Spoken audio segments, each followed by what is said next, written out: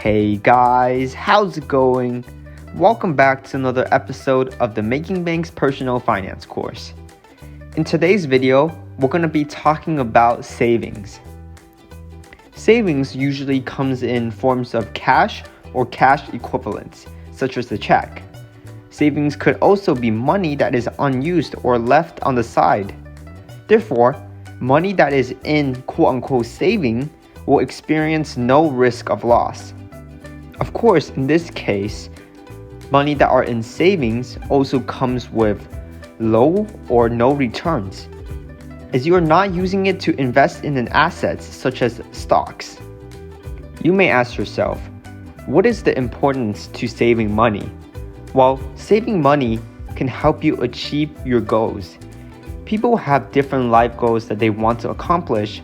For example, this could be a comfortable retirement, or funding their child's college education, a new car, or even going to Europe for a vacation.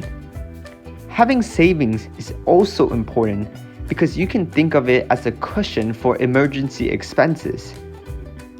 Let's take our friend Benjamin here. He just started his new job that pays him around $4,000 a month. His expenses include a $1,000 rent payment, $300 car payment, $250 gas payment, $200 credit card payments, $200 for groceries, $50 utility payment, and $25 of data plan payment. His total expenses for the month comes down to $2,025, which will put him at a savings of $1,975. With the money now he has left over, he can now contribute to his goals or save it in case of an emergency. For more information on this topic, please check out our How to Budget video. Now, we're going to talk about the types of saving accounts you might encounter in your life. There are mainly 4 different types of saving accounts. Number 1 is a savings account. Number 2, checkings account. Number 3, money market accounts. And number 4, CDs. Let's start off with the savings account. So a savings account is a simple account which you can deposit or withdraw cash from. By storing your money in a savings account, it pays you interest, though it tends to be very low. Deposits and withdrawals are usually made online via phone, mail, or at an ATM. Next up, we have a checkings account. As it basically says in the title, it essentially gives you the ability to write checks. When you are using a debit account, it is also connected to your checkings account. Usually, checkings account pay little to no interest depending on your bank.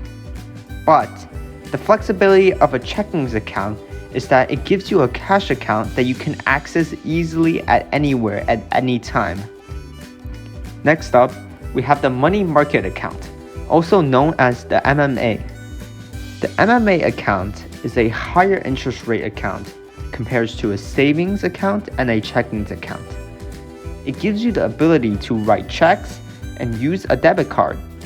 However, it often comes with more restrictions due to the higher interest rate attached to the account, which makes the MMA less flexible compared to the savings account and the checkings account.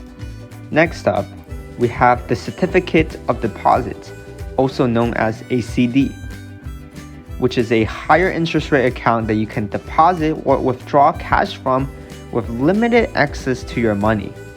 The term may be from months to years, depending on which term you pick. The longer term you usually sign for, the higher interest rate you will have.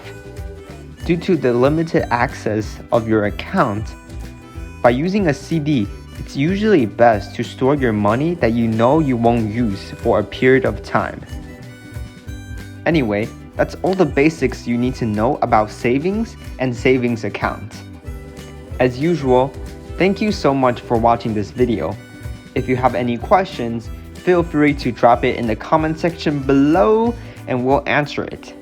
Don't forget to click that subscribe button and like button, and we will see you guys in the next episode.